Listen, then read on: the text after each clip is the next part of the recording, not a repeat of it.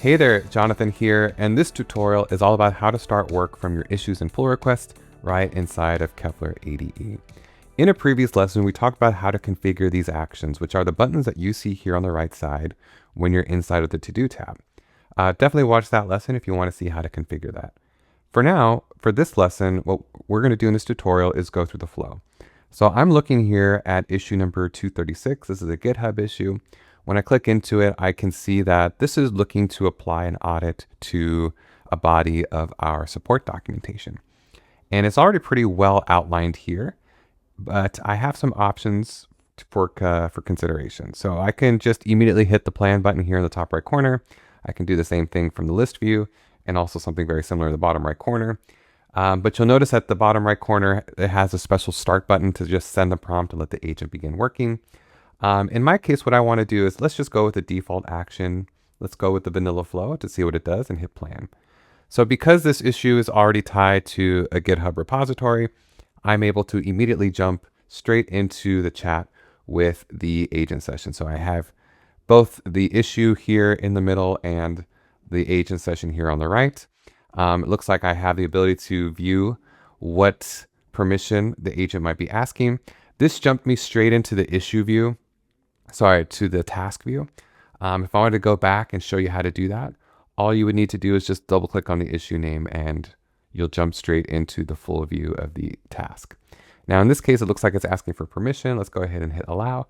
But what I want to bring your attention to is that this is effectively where you can track all of the work that is being had for the task. So in this case, I only have one agent running. So it's this, and I even have an external session going. That's cool. Of Claude Code, but if I wanted to say launch a different agent, so maybe I want to have Codex take a crack at this task, or maybe tackle a different section of the support documentation, I can go ahead and start typing out what I expect Codex to try to do. So if we revisit the Claude session, I can even jump into this icon here to look at the agent graph. Definitely check out the agent graph lesson to learn more about how that works, and I can add resources and refine this task to reflect all of the context that the agents will need, that any of the agents will need in order to accomplish this task. So for now, I can kind of see that Claude is running here, taking a look at what it takes to perform this audit. So while that task is in progress, I can get another task going. So for example, let's scroll down. And so it looks like 236 had a question. Thank you very much. Let's scroll down and look at this one, for example. So this is issue number 21, and I'll dismiss this notification. If I wanted to get to work on this issue, I can hit the plan button and have those issues, have those tasks get in progress as well. So the main idea here is that you can have multiple sessions going at the same time, and Kepler is definitely the place to kind of keep track of all of it. Remember, you can always track all of the tasks in progress just by going to the task in progress tab. Here I have it grouped by activity.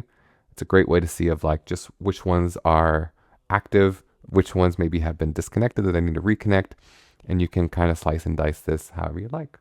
All right, that's it for now. Please watch other videos in this series to learn more about Kepler.